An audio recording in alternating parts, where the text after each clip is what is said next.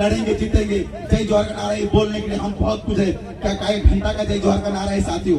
इससे पहले 2 से 3 चीजें मैं पॉइंट अगर बात रखना चाहूंगा। सबसे पहले मैं आप लोगों से पूछना चाहूंगा, मणिपुर का कितने लोगों ने नाम सुना है? मणिपुर में तो हमारी माता बहनों को पूरा गंगा घुमाया जाता है। कितने लोगों ने वो वीडियो देखा? साथियों, वो हमारी आपकी अपनी बहनें थी। मणिपुर कोई एक जिला नहीं है, मणिपुर कोई एक गांव नहीं है, पूरा स्टेट है साथियों। हमने मध्य प्रदेश की बात करें, एक शादी पर विधायक के प्रतिनिधि ने उसमें मूत दिया। कितने लोगों ने वो वीडियो देखा? हम तमाम लोगों ने वो वीडियो देखा। दूसरे दिन शिवराज सिंह चौहान ले गया, वो गंगाजल में नहलाया। मैं कहना चाहता हूँ कि उस भाजपा विधायक को हम मिलते हैं और हम फिर उसे गंगाजल में नहलाते हैं। मैं आप लोगों से पूछना चाहता हूँ, ये हमारी माता बहन गंगा घुमाया जा रहा है, हमारे लोगों पर मुद्दा जा रहा है, और हम लोग क्या कर रहे हैं? सूरत से डीजे बुला रहे हैं, महाराष्ट्र से डीजे बुला रहे हैं और तमाम भीड़ लगा दिए हैं। सारा दुख हम भूल गए हैं, नाचने कूदने के तैयार हो गए। मैं मना नहीं कर रहा हूँ आपको नाचने कूदने से, नाचना कूदना हमारे खून में है, प्रकृति के बीच में रहते हैं।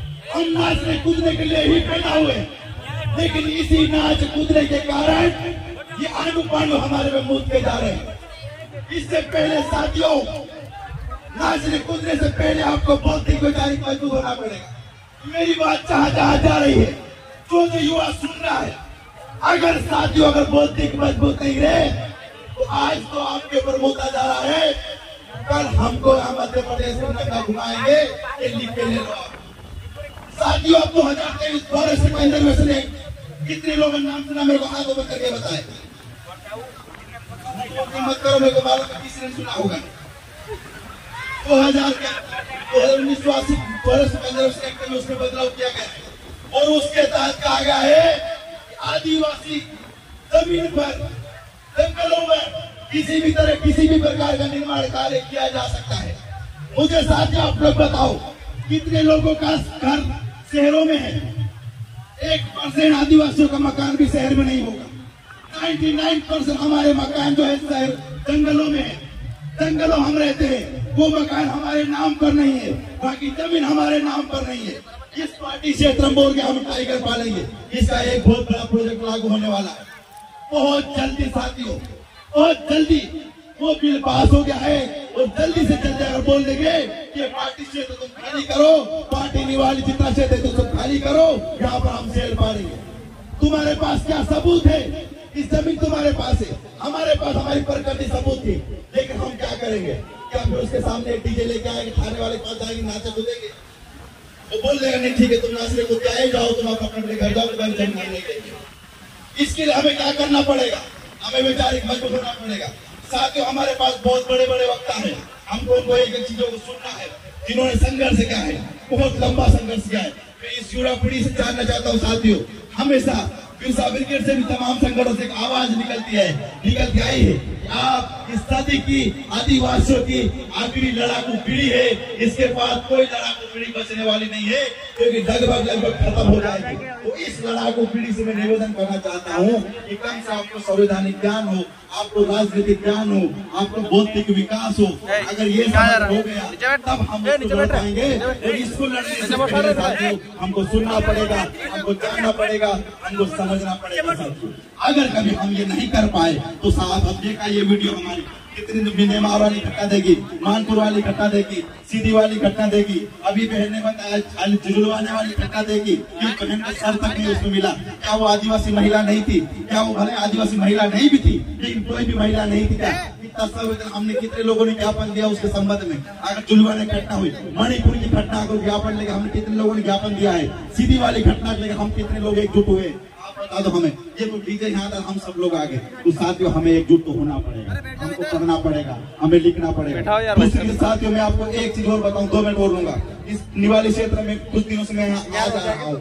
साथियों मुझे देखने में ये मिला है, इस निवाली क्षेत्र को यहाँ का बोलते हैं निमाड़ का पेरिस, बड़वानी को बोलते हैं, और बड़वानी में निमाड़ का पेरिस निवाली है। लेकिन अगर कभी हम गर्मियों में आते हैं किसी निमाड़ के पेड़, निमाड़ के उसमें पेरिस में, यहाँ पर पूरा सूखा सूखा दिखता है, 24 घंटा पानी गिरता है, हमेशा पानी हरियाली घूमी रहती है। लेकिन क्या कारण है, क्या कारण है कि यहाँ पर पानी नहीं टिकता है, और हमारे लोग थोक के भाव में तारकी करने जा रहे हैं। कभी इस बारे में विचार किया है? देश आजादी के 70 सालों बाद भी हमारे खेतों में पानी नहीं साथियों। तो इस बात के लिए जनप्रतिनिधि जो भले सांसद हो, विधायक हो, यहाँ का राज्यसभा सांसद हो, या प्रेम सिंह पटेल मंत्री हो, इनकी कालर पकड़ के जो फेस टू फेस बोलना पड़ेगा। यहाँ पर हमारे क्षेत्र में मंडी हमने सुनी थी साथियों, हमने मंडी लगती सुनी, सब्जी की मंडी सुनी थी, हमने मंडी बकरियों की मंडी देखी थी, हमने मंडी देखी, हमने पशुओं की मंडी देखी। लेकिन मुझे पूरा दुख क्यों हो रहा है, यहाँ पर इस बड़वानी जिले में मजदूरों की भी मंडी लगती है राजपुर में। अरे हमें डूब कर मर जाना चाहिए साथियों। हम पशु समान, हमारी बिक्री लग रही है, हमारी भूल लग रही है। यहाँ के जनप्रतिनिधि गांडू कहाँ गए हैं? उन लोगों को पूछना चाहते हैं, हमने वोट दिया है, कहाँ है हमारे, कहाँ है वो कांग्रेस वाले, कहाँ है वो भाजपा वाला, कहाँ है वो पशुपालन मंत्री? इतने सालों में अगर तुमने हमारे लोगों को पशुओं के भांति हमारी बोली लग रही है, तुमने क्या करा है? साथियों लड़ेंगे जीतेंगे, जय जोहर का नारा बोलने के लिए हम बहुत कुछ है। क्या एक घंटा का जय जोहर का नारा है साथियों? हमारे लोग थोक के भाव भरा के जा रहे हैं। वहाँ पे क्या है हमारे लोगों के पास? यहाँ 24 घंटा पानी गिरता है, यहाँ के लोग किसी स्कूलों का ठिकाना नहीं है। वहाँ पे जाके देखते हैं प्रिंसिपल वहाँ स्कूलों में मिलता नहीं है, यहाँ पर स्वास्थ्य विभाग शिक्षा नहीं है। हम कैसे इतने, मुझे बहुत दुख की बात है कि नाचने कूदने के लाखों की भीड़ इकट्ठी हो गई है। लेकिन ये हमारे हक अधिकारों की जहाँ बात आती है, वहाँ पर कोई व्यक्ति आज जाके नहीं देखता। तो साथ ही मोटा माटी कुछ चीजें हैं, अगर आप लोगों को मेरी कुछ बातों से अगर बुरा भी लगा हो तो उससे मेरा कोई बिगाड़ नहीं सकता, लेकिन मुझे माफ कर देना। लेकिन मैं बोलता रहूंगा, मैं कहता रहूंगा। आपको नाचने कूदने के साथ साथ आपको वैचारिक मजबूत भी होना पड़ेगा, ताकत भी लगाना पड़ेगा, और आपको अपने साथ में अपने हथियार लेके भी चलना पड़ेगा, क्योंकि आज वो समय अपना आ गया है। और जितने यहाँ पर साथी वक्त आए तो एक वक्ता को सुने, नाचना है कूदना है, हम खुद आपके साथ नाचे कूदेंगे यहाँ 5 बजे तक है। लेकिन साथियों हर एक वक्ता को जरूर सुन के जाना, क्योंकि इससे आपको कहीं के सीखने को मिलेगा। और एक लास्ट बात, अपने बच्चे को जरूर पढ़ाना, क्योंकि जितने गांव में यहाँ पर शहर के आसपास तो बच्चे पढ़ते हुए मिलते हैं, लेकिन साथियों गांव खेड़ों में आज हम देखते हैं तो चंद पैसों के लिए उसको दाड़की भेज देते हैं, थोड़े से लालच में उसको दिन भर दाड़की करवाते हैं, वो दाड़की जाता है, थोड़ा बड़ा होता है उसकी पशु मंडी लगती है राजपुर में साथियों।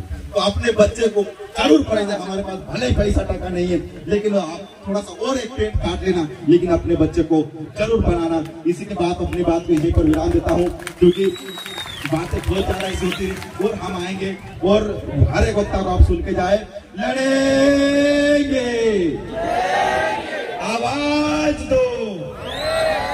बहुत बहुत धन्यवाद। बहुत बहुत